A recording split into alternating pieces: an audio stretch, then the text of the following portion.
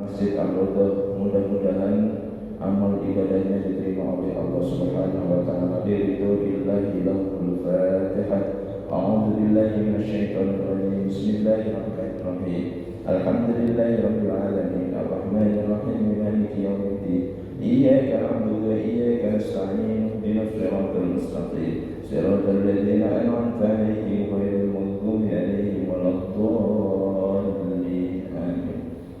Bapak sekalian, jamaah yang dimuliakan Allah, marilah kita mulai untuk melanjutkan kajian ini dengan berdoa kepada Allah Subhanahu wa taala agar dimudahkan dalam kefahaman dan ditambahkan keilmuan di dalam qalbu kita. Rabbi zidni ilma warzuqni fahma, rabbi shrah li sadri wa yassir li amri fahlul 'uqdatam min lisani yafqahu qawli. Amin. Jamaah sekalian yang dimuliakan Allah, minggu kemarin kita sudah membahas sampai berkaitan dengan masalah segala sesuatu itu yang terjadi di alam dunia ini itu tidak akan terjadi dengan sendirinya kecuali dengan ketentuannya Allah Subhanahu wa taala.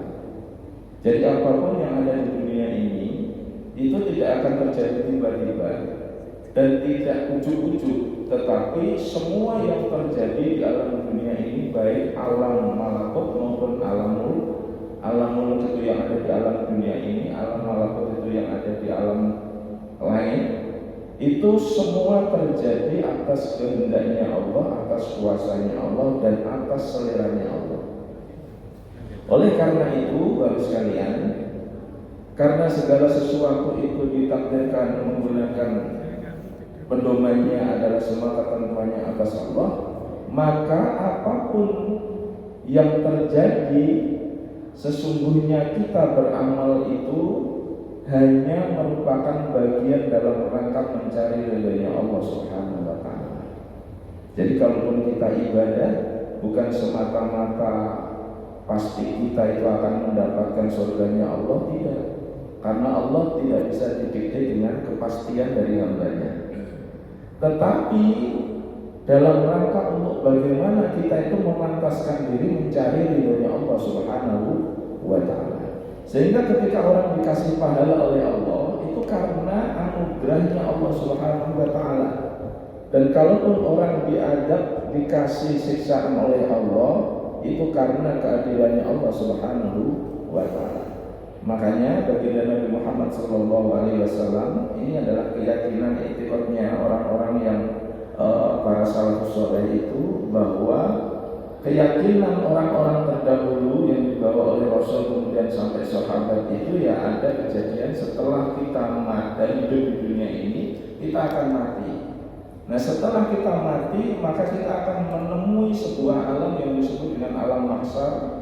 Setelah dibangkitkannya manusia dari alam kubur, kemudian para salafus saleh itu meyakini adanya azab kubur.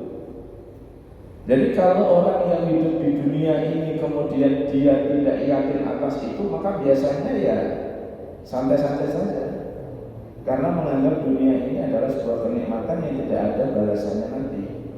Tapi bagi akidah Ahlussunnah wal Jamaah dan para salafus saleh, para sahabat, para tabi'in dan semua ulama-ulama setelahnya itu memegang teguh bahwa ada satu kehidupan pasca di dunia ini. Oleh karena itu diyakini ada kubur, ada pertanyaan munkar dan nakir, kemudian ada timbangan amal dan ada sirat. Nah sirat itu adalah jembatan untuk menuju surganya Allah Subhanahu wa taala. Wakila dalam sebuah riwayat yang disebut sirat ini bukan sesuatu jalanan yang tapakannya seperti jembatan yang terdiri dari tol, itu tidak.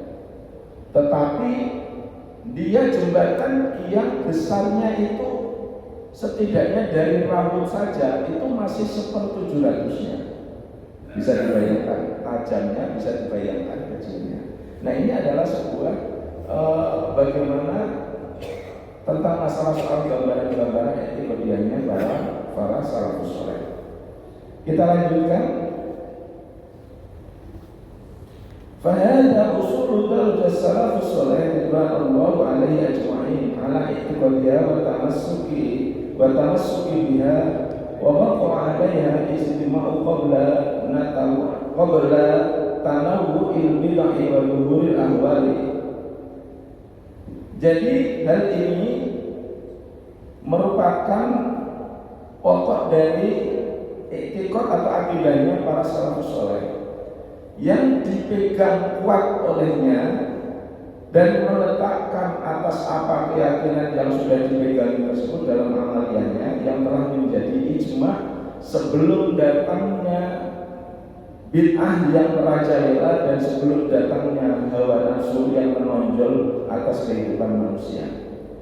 Mudah-mudahan kita mendapatkan pertolongan oleh Allah dari bid'ah, segala macam bid'ah yang berkaitan dengan agama dan dari mengikuti hawa nafsu selain tanpa dalil.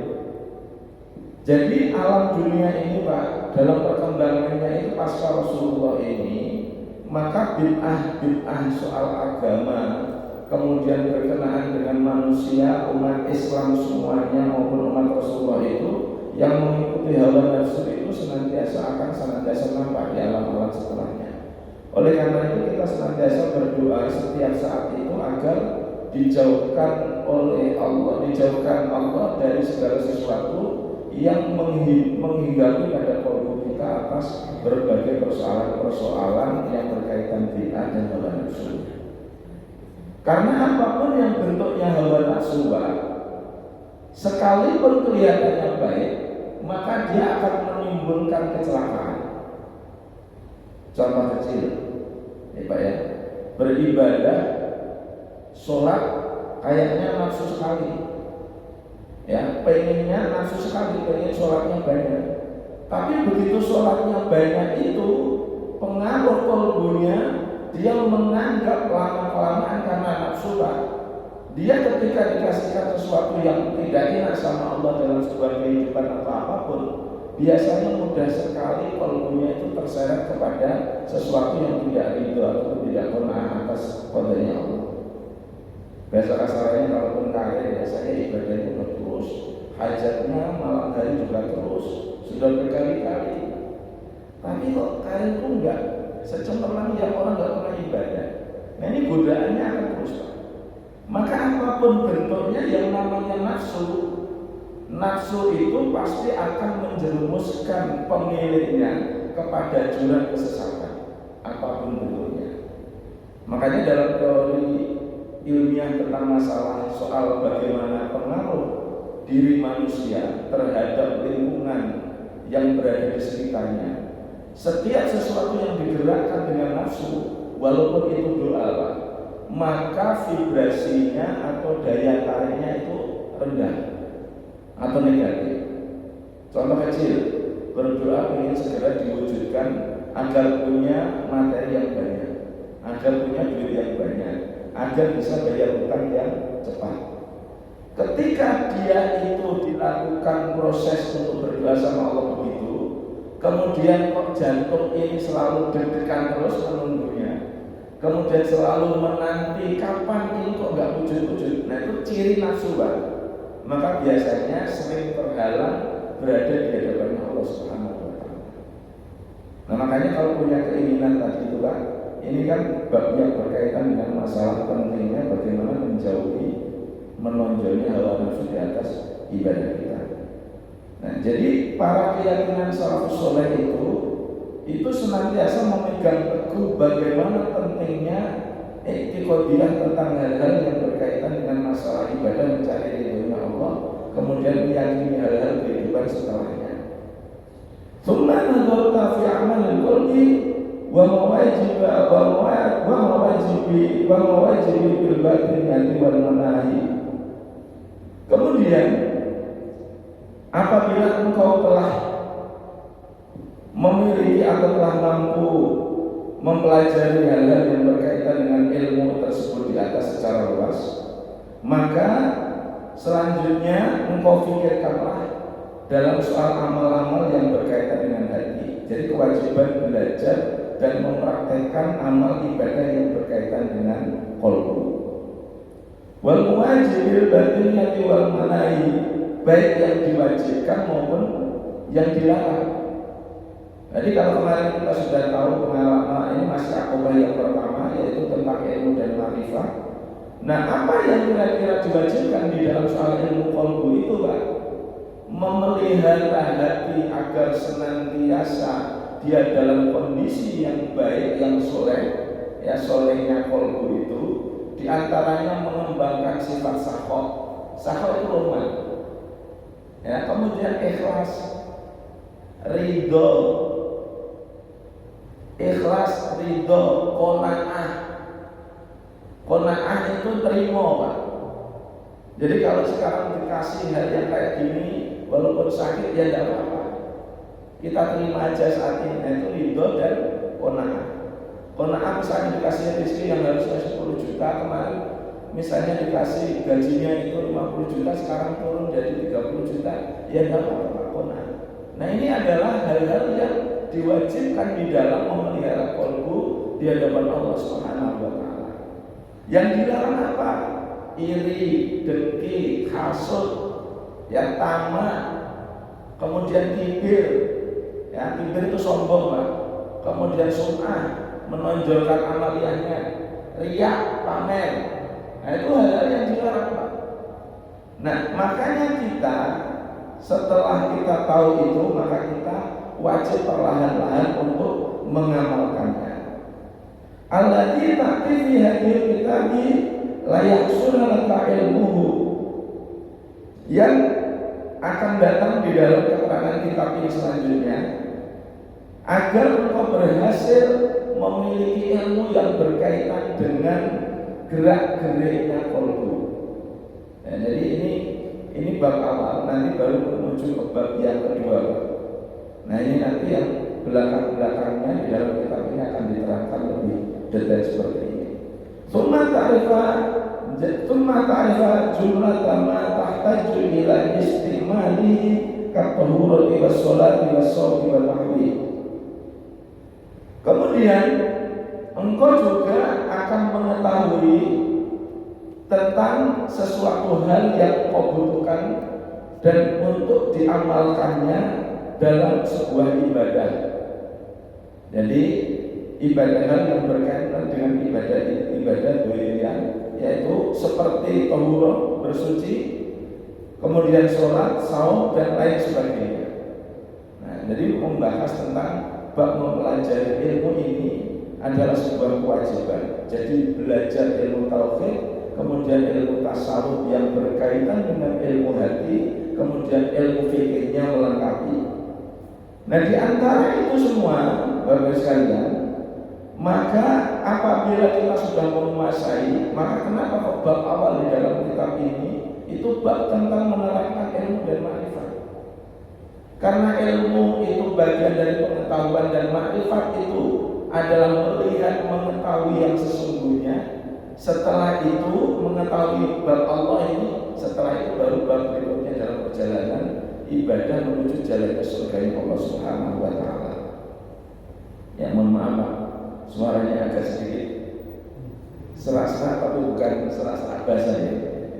Jadi musimnya ini, Pak, musim apa ya, istilahnya pancaroba. Jadi ini ada batuk-batuk, ini usum istilahnya gitu. Falqad alayka fardallahi ta'ala alayka. Dengan demikian, apabila engkau sudah menguasai itu, sudah menjalankan itu, maka engkau telah menunaikan kewajiban di hadapan Allah Subhanahu wa taala berupa fardunya Allah kepadamu. Jadi kalau kita ini sudah belajar, mau menyempatkan waktu mempelajari ilmu yang berkaitan dengan tauhid, ilmu tasawuf dan ilmu syariat, maka apabila itu dipraktekkan, berarti kita sudah gugur kewajiban kita di hadapan Allah Subhanahu wa taala.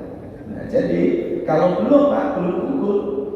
Kalau belum gugur, maka nyawa kita, umur kita, nafas kita akan dimintai pertanggungjawabannya kelak di alam akhirat.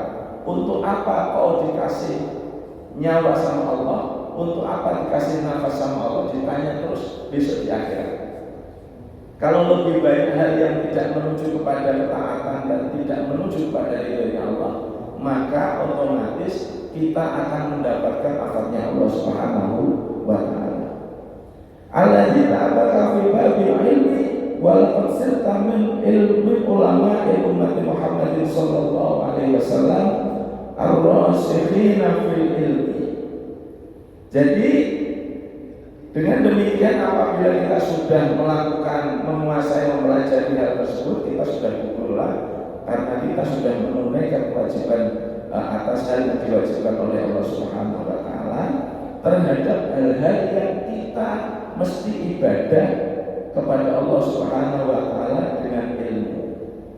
Jadi ibadah tidak bisa dengan tanpa ilmu. Kayak kemarin kita sudah membahas dalam hadisnya Rasulullah, barang siapa yang beribadah tanpa ilmu, masih ingat di lain kemarin, walaupun ibadahnya siang malam, ya, ibaratnya ibadahnya seperti malaikat, maka sesungguhnya dia termasuk orang yang merugi. Maka ibadah itu ada ilmunya. Nah, ibadah yang paling susah itu adalah ibadah yang berkaitan dengan masalah qalbu, masalah hati.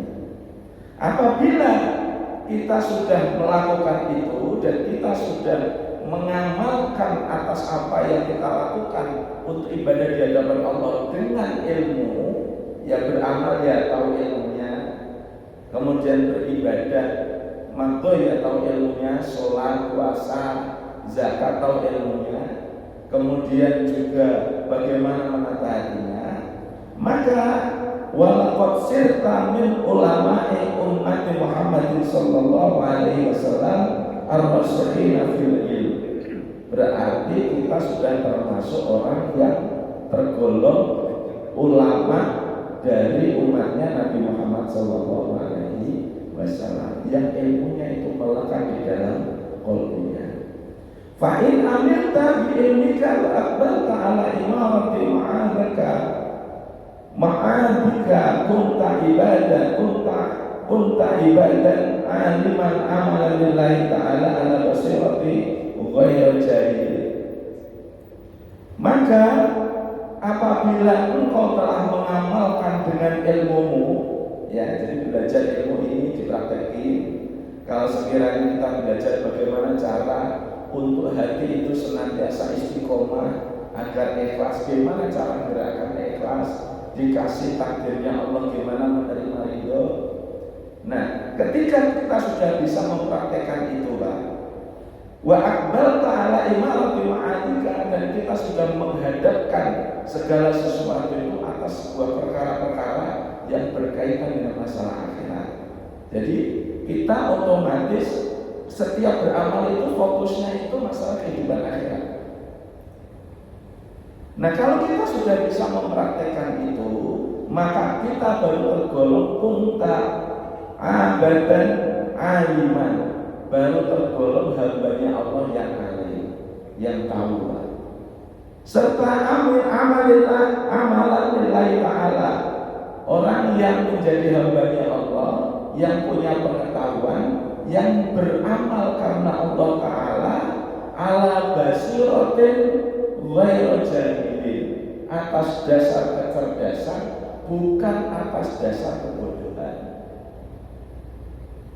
Jadi Pak, beramal itu kalau tidak dengan ilmu, karena kebodohan saja, apa bisa beramal beribadah dengan itu? Bisa.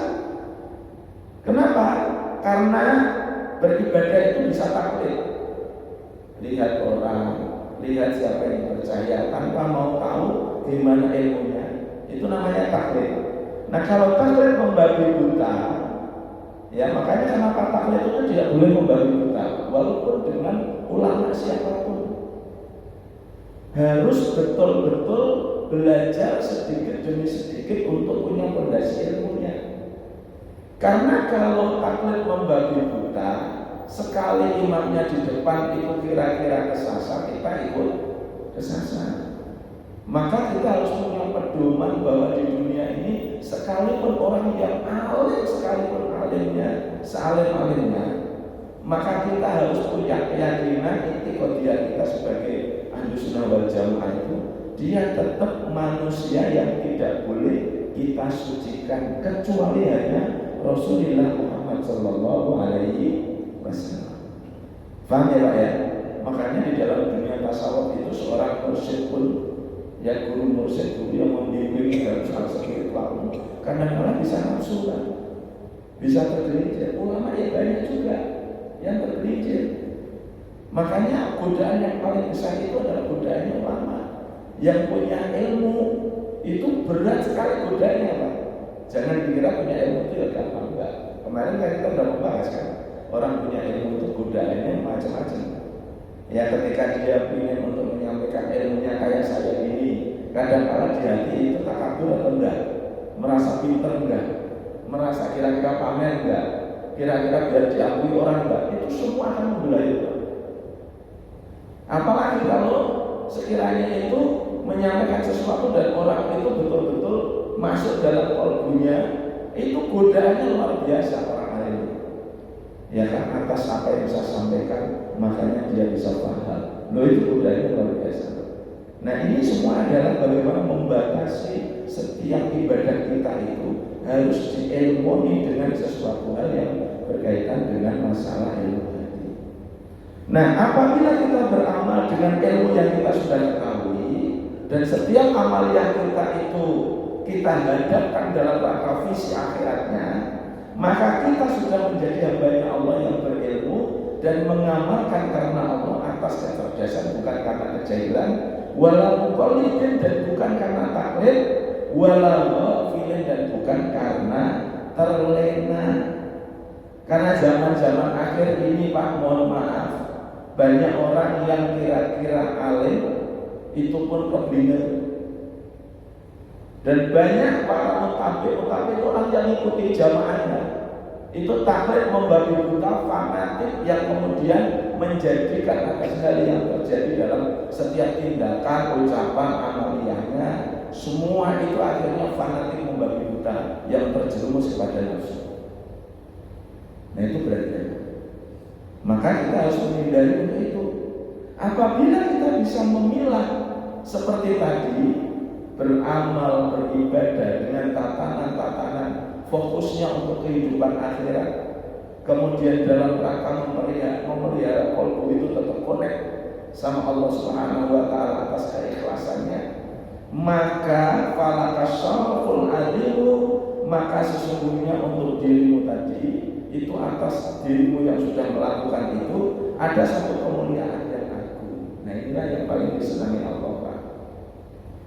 Kemuliaan yang agung, wali ilmi kal qimatul kabiratu, dan ilmu yang kau miliki nilainya begitu tinggi di hadapan Allah Subhanahu wa Ta'ala. Wassalabul jazilu, dan pahala yang amat mulia diberikan Allah kepada hamba-Nya yang sudah bisa praktek seperti ini. Makanya Pak, pertama kenapa pentingnya kita untuk ngaji, pentingnya kita ngaji kemudian menerangkan, agar kita betul-betul mendapatkan kemuliaan hanya di hadapan Allah Subhanahu wa Ta'ala. Wa kunta qad qadaqta hadhil aqabah wa khalaqtaha wa ra'aka wa qadaita haqqaha. Maka yang demikian ini dirimu telah berhasil apabila tadi Pak yang sudah kita terangkan ini sudah bisa dipraktekkan, maka sesungguhnya engkau telah berhasil menjalani tahapan akobah ini dengan gemilang. Akobah ilmu dan ma'rifat. Nah ma'rifatnya nanti ada hal yang diketahui, ada beberapa hal yang diketahui. Jadi kalau kita sudah bisa menjalankan ini, sesungguhnya kita sudah bisa mencapai akobah yang pertama, akobah ilmu, dengan sesuatu yang gemilang, yang meletakkan segala sesuatu apapun di belakangnya kecuali akobah ini. Jadi urusan-urusan lain dunia itu nggak penting Pak. Loh kok nggak penting untuk hidup dunia? Iya, dia tetap ditunaikan, tapi dia tidak terjadi kemelekatan di dalam kolbu. Makanya ketika kita melakukan usaha itu dalam rangka untuk menunaikan ibadah, dalam rangka untuk menunaikan sunnatullah, agar kita dihitung sebagai hamba Allah yang rajin, bukan hamba Allah yang malas. Hanya itu apa? Jadi kalau kita ibadah berkaitan dengan duniawiya, ya kita ini hanya semata-mata menunaikan sesuatu agar kita mendapatkan ridhonya Allah. Bekerja, di kantor, bisnis, bertani, berkebun, apapun. Itu ya niatnya itu dalam rangka untuk bagaimana melepaskan atas nafas gerak hidup yang dikasih ini dalam rangka bersyukur atas itu pada Allah Subhanahu wa Ta'ala. Jadi hasil itu nggak penting Pak, karena yang kasih hasil itu Allah. Kan kerja bukan untuk hasil yang berkaitan dohiriyah. Karena orang kerja itu kalau hanya hasil dohiriyah bisa jadi dia tidak dapat hasil Pak. Makanya kerja hati itu jauh lebih penting. Wa qadaita haqqaha, dan engkau telah menunaikan hal-hal yang hak berkenaan dengan masalah qalbu tadi. Biidznillah, dengan izin Allah Subhanahu wa Ta'ala. Wallahu subhanahu mas'ulun ayyumiddaka wa iyyana bi husni taufiqi wa tasyirihi. Dan hanya kepada Allah lah kita memohon bantuan atas hal yang kita butuhkan, dan hanya kepada Allah kita semua memohon taufiknya Allah atas kebaikan dan kemudahan Allah Subhanahu wa Ta'ala terhadap sebuah perkara apapun yang kita alami. Innahu arhamur rahim, sesungguhnya Allah itu zat yang maha pengasih lagi maha penyayang. Wala haula wala quwwata illa billahil aliyyil azim. Tidak ada daya upaya dan kekuatan kecuali hanya Allah yang maha mulia dan maha agung. Inilah bab ilmu. Kemudian yang berkaitan dengan makrifat yang butuh kita ketahui apa saja? Ada 4 hal yang butuh kita tahu. Nah ini makrifat Pak, yang kita butuh pelajari dan bahas. Yang pertama adalah makrifat. Makrifat itu apa? Makrifat itu adalah mengetahui atas segala sesuatu yang berkenaan dengan apa yang mesti kita ketahui. Itu makrifat. Ya, makrifat, kalau orang Jawa mengatakan meripat itu aslinya dari makrifat itu. Makrifat itu dari kata dasar dari fi'il artinya itu arafah itu weruh itu melihat Pak. Apa yang harus kita ketahui? Yaitu makrifat binafsi, makrifat atas diri sendiri. Kita belajar ini tadi itu dari awal kemarin, bab awal ini. Kenapa kita membahas ilmu ini dan makrifatnya? Karena ilmu itu penting untuk kita pelajari. Alasannya ada 2 kemarin Pak. Masih ingat ya? Yang pertama, bagaimana mungkin kita bisa menyembah Allah, ibadah kepada Allah kalau kita tidak mengetahui? Itu alasan yang pertama. Yang kedua, kenapa kita butuh memiliki ilmu jauh lebih penting dibanding ibadah? Karena kalau kita tidak mengetahui ilmunya, maka kita bisa tersesat atas ibadah kita. Nah, kemudian makrifatnya apa yang butuh kita ketahui selanjutnya? Yaitu makrifat binafsi. Makrifat binafsi itu kita butuh mengerti, mengetahui atas diri kita bahwa kita, makrifatnya apa? Sesungguhnya adalah makhluknya Allah. Maka penting Pak ini. Nah ini mengerti ini berarti menanjabkan lagi tauhid Pak. Karena kita ini makhluknya Allah, maka otomatis kita setiap berlaku ya sebagai hamba, bukan sebagai kholik, bukan sebagai pencipta. Kan kita ini seringkali Pak mempraktekkan hal-hal yang berkaitan dengan haknya Allah. Contoh kecil, disadari atau tidak Pak, misalkan kita sedang dalam rangka, mohon maaf nih, bekerja. Ya ketika itu tidak terjadi, kemudian ini kan harusnya begini, kenapa kok begitu? Paham akhirnya? Ini kan harusnya jadinya begini, kenapa kok begitu? Enggak boleh tutup, besok enggak boleh lagi, harus begini. Nah, kalau ucapan-ucapan yang begini ini Pak, perlahan-lahan dia akan mulai mengeraskan hati. Yang lama-kelamaan kalau kita tidak menyadari, tidak memakrifati, kita terus-menerus itu lama-kelamaan itu akan jumawa atas haliyah, amaliyah, perbuatan yang kita lakukan itu menyandingkan kita kayak Allah. Kayak saya misalnya, siapapun ustaz. Maka banyak orang yang kira-kira ketika orang dakwah memberikan pengajian, memberikan ilmunya, ketika itu menjadi bagian godaannya setan, maka dia itu seolah-olah ketika ada orang itu mendapatkan hidayah ya karena dirinya. Kan seringkali Pak itu. Yang paling gampang kalau kita punya anak, sering nggak kita praktekin hal itu Pak? Punya anak. Anak itu harus begini, harus begitu, harus begini, harus begitu. Terus Pak, ketika anak itu tiba-tiba nggak begitu seperti yang kita inginkan tadi, kita lupa bahwa anak itu adalah amanahnya Allah, titipannya Allah, bukan milik kita. Sehingga ketika kita ini sadar tadi ma'rifat binafsina, ma'rifat dengan diri sendiri, tahu itu ringannya subhanallah. Ketika kita mendidik anak kita arahkan hal yang baik, kita kasih pendidikan yang baik, kita ikhtiarkan untuk menuntut ilmu agama yang baik dan yang lainnya untuk menuju Allah. Setelah itu Pak, lepaskan. Bagaimana cara melepaskan?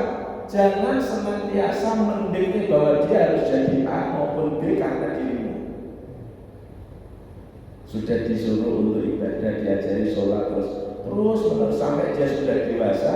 Dewasanya kok ternyata terjerumus, ya sudah dilepaskan. Tidak boleh dipegang terus-menerus Pak. Karena memegang terus-menerus itu kita sesungguhnya sedang menghakimi kekuasaannya Allah. Susah nggak Pak kira-kira gitu?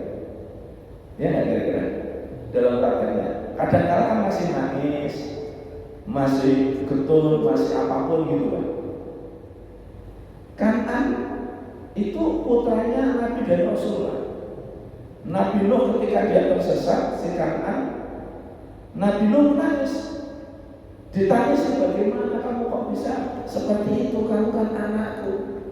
Tapi Allah menegur dalam sebuah ayat, Allah menegur Nabi Nuh, kamu kok bodoh sekali, kenapa kau tangisi? Karena sesungguhnya yang memberikan hidayah maupun kesesatan adalah hak mutlak dariku, kata Allah. Ya enak Pak. Jadi kalau kita bisa tahu ma'rifat nafsi jadi enak. Maka kenapa butuh untuk mengaji? Dan kesetresan tidak mungkin terjadi Pak. Orang stres itu karena satu tidak tahu dirinya dan dia tidak tahu akan Tuhannya. Ini itu Pak pedomannya. Karena tidak tahu itu ya otomatis menjadi stres Pak. Kalau tahu tidak akan stres.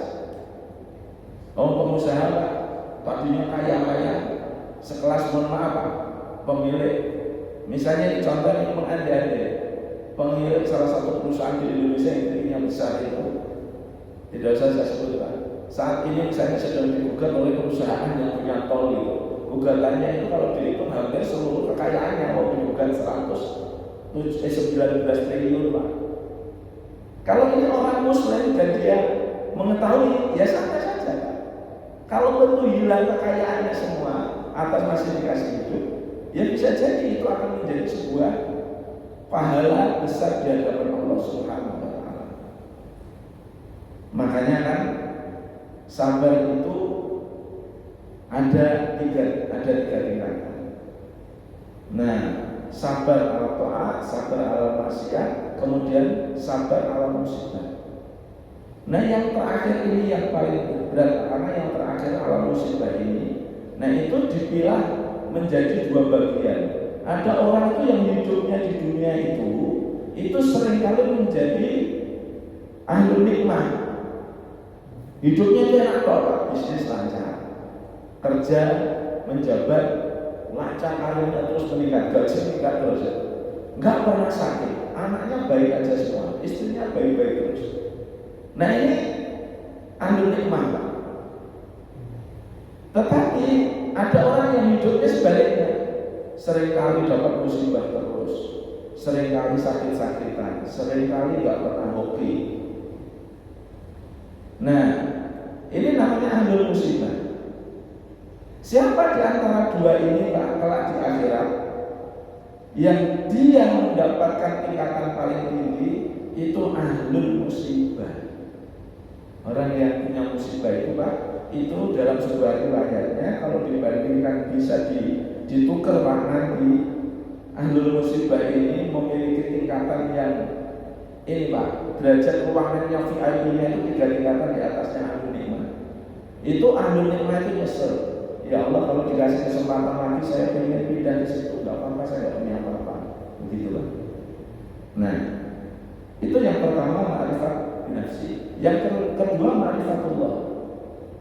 Makanya gandengannya itu man arafa nafsahu faqad arafa rabbahu. Nah, ini ma'rifat.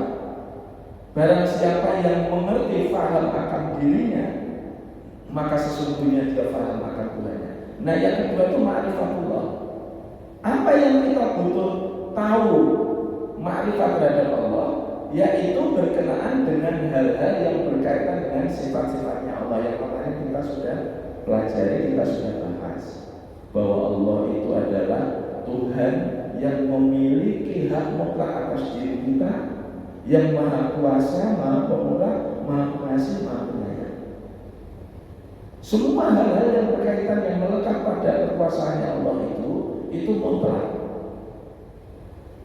Hanya saja yang butuh kita tata di dalam kolbu kita, hati kita, dalam rangka memahami zatnya Allah sebagai Tuhan yang maha kuasa dan mutlak itu, singkirkan pemahaman atas mutlaknya itu sebagai sebuah otoritarisme. Tahu Pak maksudnya? Kalau gitu Allah itu maha otoriter. Maksudnya itu dihilangkan. Karena sesungguhnya hak mutlaknya Allah yang maha kuasa, qadirun, muridan, maha berkehendak, dan yang lainnya itu, Allah punya sifat yang sangat istimewa, yaitu berupa Rahman, Rahimnya Allah tadi, maha pengasih dan maha penyayang. Jadi kalau kita sudah paham itu, maka ketika kita ibadah rajin itu dalam rangka pengen untuk mendapatkan ridhonya Allah, nggak pengen yang lain Pak. Maka kalau itu sudah ditanamkan, kenapa ibadah kita itu nggak ngaruh sama sekali, ibadah kita juga nggak ngaruh sama sekali atas kebesaran, atas keagungannya Allah. Tidak sama sekali. Orang sealam dunia ini Pak, dunia ini kelihatannya kan gede Pak, alam bumi ini kelihatannya besar, tapi sesungguhnya ini sangat kecil sekecil-kecilnya. Karena alamnya ini Allah itu menciptakan alam bukan hanya ini. Maka kalau kita belajar tentang masalah ilmu antariksa, banyak planet-planet, itu ciptaannya Allah semua. Ada bintang, bulan, semuanya ada planet-planet yang begitu banyaknya itu ciptaan. Dan bumi itu salah satu planetnya Allah, ciptaannya Allah yang paling kecil. Nah karena paling kecil Pak, kita lihat aja misalnya dari pesawat itu, di bawah rumah-rumah kecil gitu, kan nggak ada artinya gitu. Nah, jadi ma'rifatullah, orang yang sudah ma'rifat kepada Allah, maka sesungguhnya dia pasti akan bisa tumanina hatinya, dan dia bisa khusyuk di dalam setiap apapun, dan dia tidak lagi merasa galau menghadapi kehidupan dunia ini. Jadi 4 hal. Satu tadi ma'rifat nafsi, yang kedua ma'rifatullah, yang ketiga ma'rifat al-akhirah, mengetahui akhirat. Makanya kenapa kita bahas, seringkali kita membahas yang paling banyak itu dalam setiap kaitan dengan masalah soal agama ini Pak, itu yang kita bahas kebanyakan akhirat, betul nggak kira? Sholat untuk apa? Ujungnya akhirat. Puasa untuk apa? Ujungnya akhirat. Zakat ujungnya akhirat. Bergaul baik ujungnya akhirat. Tauhid ujungnya akhirat. Yang sisi-sisi lain itu kecil-kecil Pak, itu di dunia itu kecil. Kenapa demikian? Karena hidup yang sesungguhnya itu adalah kehidupan yang nanti kita kekal itu di akhirat, kekal selama-lamanya. Di dunia itu umurnya nggak lama. Paling tinggi umur kira-kira 100 tahun sudah hebat. Kalau hebat Nabi hanya 62 tahun. Seberapa lama Pak? Enggak lama. Makanya karena kita paham akan akhirat itu sebegitu masifnya, bahwa akhirat itu adalah alam yang nantinya kita akan hidup selama-lamanya dan selawas-lawasnya di situ, maka apapun yang kita lakukan itu orientasinya dalam rangka ibadah itu menuju kepada alam akhirat. Nah, yang keempat yaitu ma'rifat alat dunia. Kita harus mengerti betul apa dan bagaimana dunia itu. Dunia itu lah. Ad-dunya ilaihi walahun. Kita butuh tahu bahwa dunia ini Pak yang kita pijak ini, yang kita andalkan luar biasa ini, yang kita macam-macam berbuatnya di dunia ini, itu hanya permainan dan senda gurau belaka. Karena permainan dan senda gurau belaka, dia sifatnya tidak kekal. Dia namanya permainan kan sementara.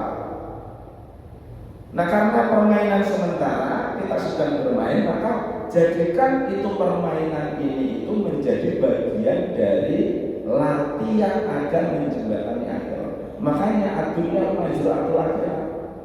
Dunia itu adalah ladangnya untuk menuju ke alam akhirat. Nah, ini jadi jangan sampai kita itu galaunya luar biasa ketika kita kehilangan dunia. Jangan sampai membuat kita lupa akan hal yang berkaitan dengan Allah ketika kita tidak didekati dunia. Nah, ini butuh kita mengontrol kolbu kita, hati kita agar senantiasa terus-menerus.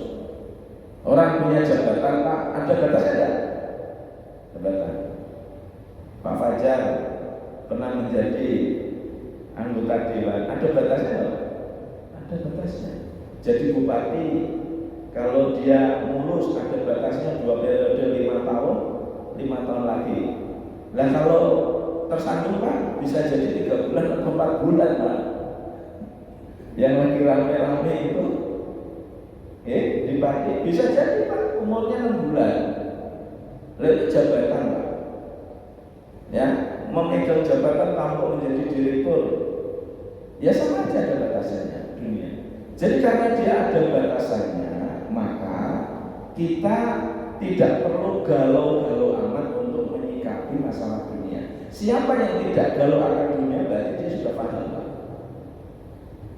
Tapi kalau dia galau berarti dia belum paham di dunia ini, pikirnya serius betul bahwa ini adalah hidup yang selamanya. Karena hidup di dunia tidak selamanya, maka kita butuh membaikkan hati kita terhadap apapun yang ada di dunia, terhadap makhluknya Allah. Dalam rangka apa? Ujungnya yang satu Pak, agar Allah jatuh hati dengan kita, agar Allah memiliki ridho terhadap kita. Nah, itu berkaitan dengan ma'rifat. Nah, jadi bab pertama akobah ilmu dan ma'rifat kita sudah selesai. Kita bahas masuk, masih sedikit lagi Pak, kita menginjak babakan yang paling penting, yaitu bab yang kedua. Al-aqobah tsaniyatu wa hiya aqobah taubah. Aqobah yang kedua ini adalah aqobah tentang taubat. Tsumma 'alaika ya talabal ibadati waffaqaka Allah bi taubati wa dzalika li amrayn. Wahai para pencari jalan ibadah kepada surganya Allah, semoga Allah memberikan taufik kepadamu. Dan setelah kita selesai membahas bab tentang masalah ilmu dan ma'rifat ini dengan sebaik mungkin telah kita pahami, maka selanjutnya kita akan menginjak jalannya ibadah dengan bertaubat. Berarti kali apa ini dalam bertaubat ini itu ada 2 hal yang berkaitan dengan taubat. Ihdahuma la yahsul laka taufiqut ta'ati. Salah satunya, untuk apa taubat itu dan kenapa bertaubat? Salah satunya agar engkau berhasil mendapatkan bimbingan Allah agar bisa taat di jalannya. Fa inna thumma dhunuba yuridul khirlani wa yu'aqibul khirlani. Karena sesungguhnya jeleknya dosa itu bisa mewariskan penghalang-penghalang yang mengakibatkan kita terhina di mata Allah Subhanahu wa taala, bisa mengakibatkan kecelakaan dan kehinaan di mata Allah Subhanahu wa taala maupun manusia. Jadi yang pertama ini Pak, kenapa kita butuh bertobat? Agar taufiknya Allah itu datang kepada kita. Kenapa taufiknya Allah wajib datang kepada kita atas taubat? Karena taubat itu sesungguhnya membersihkan. Makanya kalau di dalam ilmu tasawuf itu ya, berkaitan dengan ini, itu ada yang disebut dengan seperti ihsan itu Pak. Maka itu dari huruf kha, kha, jim. Kha itu sama seperti kha, betul Pak? Tapi titiknya ada satu, letaknya ada di atas. Maka disebut dengan takholli. Takholli ini membersihkan Pak. Nah ini membersihkan ini taubat, bersih, istighfar, menyadari. Jadi pertama kali harus sadar Pak. Karena taubat itu syarat rukun yang pertamanya harus sadar. Karena kalau nggak sadar Pak, nggak akan bisa khusyuk untuk bertobat di hadapan Allah. Semua makhluknya Allah, kata Rasulullah Muhammad SAW itu, semua anak Adam itu semua punya dosa. Betul Pak? Semua anak Adam itu semua punya dosa. Dan dosa itu bisa menjadi penghalang dan pemberat atas langkah kita menuju Allah Subhanahu wa taala. Nah jadi kok takholli. Kemudian kalau koknya sudah hilang, dihapus ini, seret, titik yang di atasnya itu Pak, hilang kan?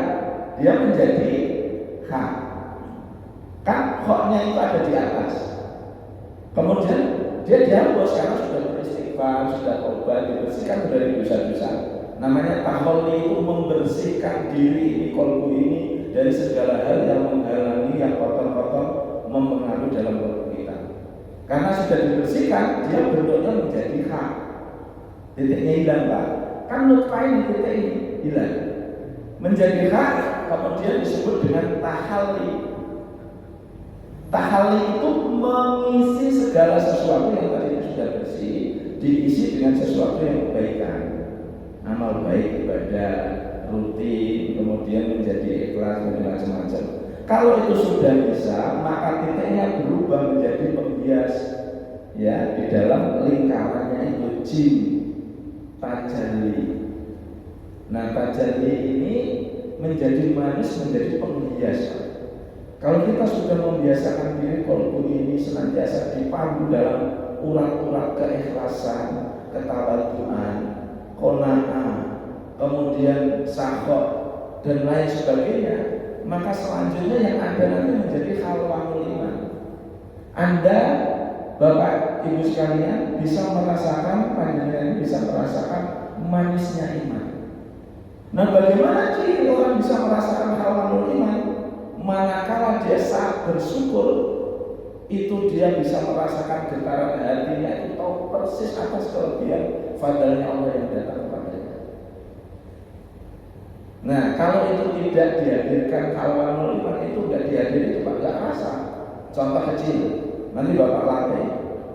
Maka biasakan diri Pak, kalau kolbu ini pengen tajam, ya, pengen sensitifnya tajam di mata Allah, di mata apapun itu, maka biasakan diri untuk melatih. Selain istighfar itu, kalau mau tidur, bangun tidur, itu langsung diinjek, berikan nafas syukur. Kan jantung, detak jantungnya begini Pak, dan nah ini selalu beriringan dengan nafas kita. Kalau mau tidur, tarik nafas, namanya nafas syukur. Apa yang harus disyukuri? Hari ini Pak, Anda mendapatkan nikmat apa? Satu aja, temukan alasan bahwa Anda mendapatkan itu. Contoh, hari ini itu lagi jalan di jalan, dilalah kecelakaan Pak, depan panjenengan itu duel dihajar, diserang, dilalah Anda lewat Pak. Maka Anda mengucap sama Allah, ya Allah, alhamdulillah, terima kasih ya Allah. Nah, nafasnya sambil masuk Pak. Allah, alhamdulillah. Tariknya Allah itu nafasnya masuk. masuk, keluarnya alhamdulillah Allah. Nah, ingatan kita, akal kita, afirmasinya kita langsung bayangkan subhanallah, betapa engkau maha baiknya kepadaku ya Allah. Bagaimana mungkin ibadahku yang belum sebegitunya kau bisa selamatkan diriku dari musibah yang tempat tadi itu mati, saya enggak. Masya Allah, alhamdulillah. Nah, narik nafasnya itu narik masuklah, alirkan ke sini, kemudian tarik lagi keluar. Nah itu terus Pak lakukan. Mau tidur, nanti terus bangun tidur. Makanya Rasulullah mengajarkan kita kalau mau tidur kan mengajari doanya. Doa mau tidur Pak, gimana Pak? Allahumma Bismika Allahumma ahyana wa bismika amun. Nah ada amunnya Pak. Jadi mau mati. Jadi kita ini tidur itu mau mati. Nah kenapa orang tidur itu Pak dalam penelitian ilmiah dia tidak benar-benar tidur, padahal harusnya tidur itu mengistirahatkan semua organ tubuh sehingga saraf-saraf kita terbangun, semua organ tubuh kita direformasi lagi Pak menjadi baik. Kan begitu istirahat Pak namanya. Kenapa banyak orang tidur tidak bisa begitu Pak? Karena saat dia tidur otak dia itu masih bekerja terus-menerus di alam dunianya, bukan istirahat, dan hatinya itu masih penuh dengan sebuah sampah-sampah tadi. Nah makanya Rasulullah mengajarkan itu bagaimana berdoa sebelum tidur. Bismika Allahumma wa bismika Allahumma ahya wa bismika amut. Kemudian tarik nafas ya Allah. Itu lakukan Pak kira-kira minimal 5 menit.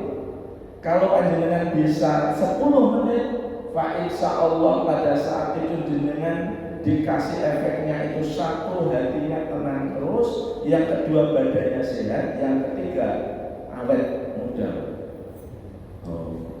Serius nih, penyakit apapun tidak ada. Nanti bangun tidur setelah alhamdulillah bangun tidur doanya Pak. Bagaimana doanya Pak? Alhamdulillahilladzi ahyana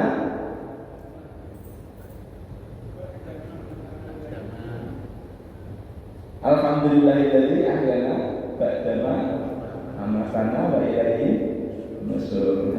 Sejanya ya Pak, teman-teman gitu kan. Ini kan dibiasakan dari ketahuan Pak gitu. Jadi kita biasa. Ndonga sing kaya ngono wae kadang-kadang kita lupa. Bahasa itu langsung beda gitu.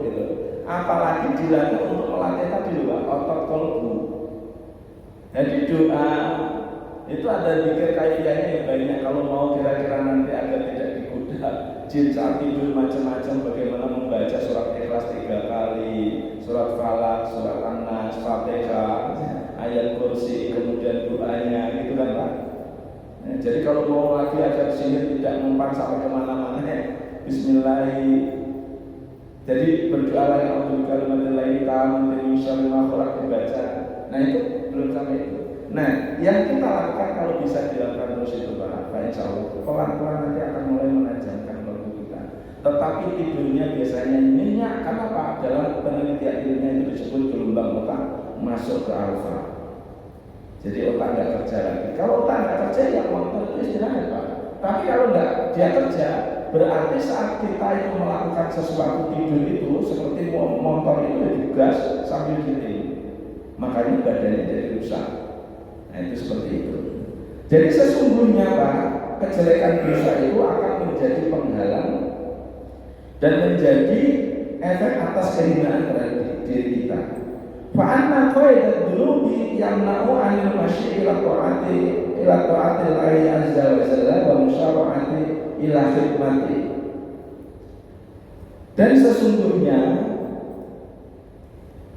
dosa itu bisa mengikat, mengikat dan menjadi penghalang untuk kita bisa berjalan menuju ketaatan terhadap Allah Subhanahu wa taala dan bergegas menuju khidmat terhadap Allah Subhanahu wa taala. Jadi dosa itu bisa menjadi pengekang, mengikat hati kita.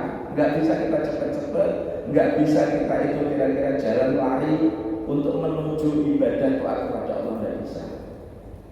Nah yang diikat apa? Apakah hatinya? Tidak, rasa. Ini kan ngomongin tentang masalah kolbu.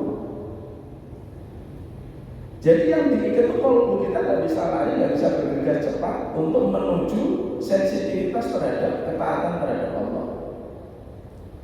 Lianna biqolat dunubi yang mau minal khifati bil khairati. Karena sesungguhnya dosa itu berat. Dosa itu berat dan menjadi penghalang untuk melangkah menuju kebaikan dan tidak bisa lincah dalam ketaatan. Jadi kalau kita ini dosanya numpuk-numpuk, Pak, ya maksudnya dosa itu setiap kita dosa kecil itu ada satu titik itu, klik. Nanti dosa lagi, titik lagi, dosa lagi, titik lagi. Nah itu kenapa diwajibkan untuk beristighfar terus setiap dosa ini maksudnya itu gugur, menghapus itu. Nah itu kaifiah secara syariahnya kita butuh untuk beristighfar itu dalam rangka itu.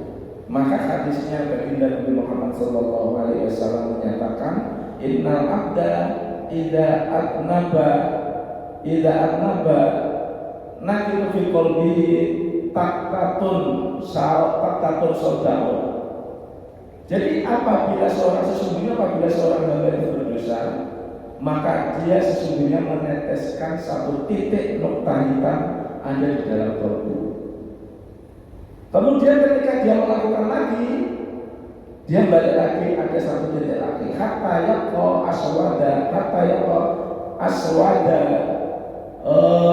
aswada mabdaan. Jadi sampai dengan dia itu hitamnya melekat, hitam itu. Kalau sudah seperti itu kata Rasulullah, dia tidak akan bisa diajak menuju ke arah kebenaran, tidak sensitif, dan dia juga tidak sensitif ketika melihat kemungkaran. Nah itu kalbu. Makanya kita butuh untuk mengerti bagaimana hati kita itu agar tidak kotor. Sama dengan HP, kalau dia virusnya banyak, maka dia otomatis diajak loading susah. Ya kan Pak? Virusnya banyak harus di-clear. Nah clearan kalbu kita ini dengan senantiasa bagaimana tadi istighfar. Nah istighfar itu butuh menyadari tadi Pak, syarat mengumpulnya itu sadar. Contoh kecil, satu-satu aja Pak. Kalau kita beristighfar dari mulutnya saja, efeknya kecil. Tapi kalau kita beristighfar mengingat atas kesalahan kita, atas dosa kita, maka dia akan mulai betul-betul meresap di dalam kalbu kita. Otot jantung kalbu kita ini akan merasakan lama-kelamaan itu bisa meneteskan air mata. Kenapa ya itu? Karena tahu contoh kecil. Ya Allah, kemarin saya tiba-tiba saya itu protes sama Allah, dosa Pak saya. Ya Allah, dulu saya pernah ini, dulu saya pernah berzina, dulu pernah maksiat ini, dulu pernah itu, pernah ini, macam-macam itu Pak, satu-satu. Kalau perlu, kalau saya menyebut namanya sampah emosi Pak, ditulis itu Pak, ibaratnya itu di-clear, kan satu-satu Pak, detik. Dengan menyadari itu, insya-Allah mudah-mudahan kita akan betul-betul menghasilkan lama-kelamaan nanti kalbu yang betul-betul hidup, hati yang hidup, yang sensitif terhadap segala sesuatu. Dan ketika kita diucapkan berkaitan dengan Allah, kalbu kita tiba-tiba langsung mulai merinding, mulai sensitif, mulai bergetar hati kita. Nah itu kalbu yang hidup. Nah kalau kalbu mayit yang mati nggak terasa apa.